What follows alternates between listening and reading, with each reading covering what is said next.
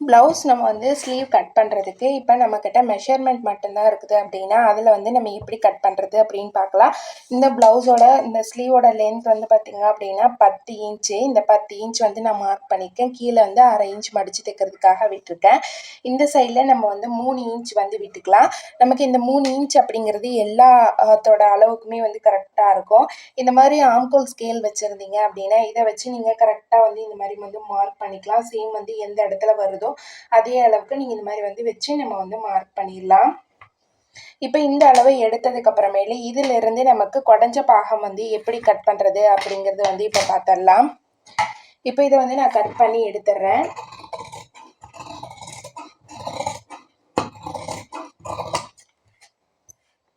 இப்போ கையோட அளவுக்கு நம்ம இதை வந்து கட் பண்ணி எடுத்தாச்சு. இப்போ இதிலிருந்து பார்த்திங்க அப்படின்னா ஒரு 2 கிளாத்தை மட்டும் இந்த மாதிரி தனியாக எடுத்துகிட்டு நமக்கு வந்து இந்த இடம் வந்து ஸ்லீவ் ஜாயின் பண்ணுற இடமா வரும்.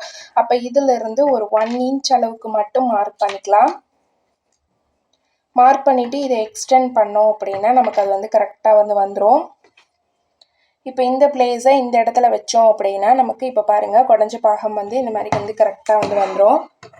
இப்போ இதை வந்து நம்ம கட் பண்ணி எடுத்துடலாம்.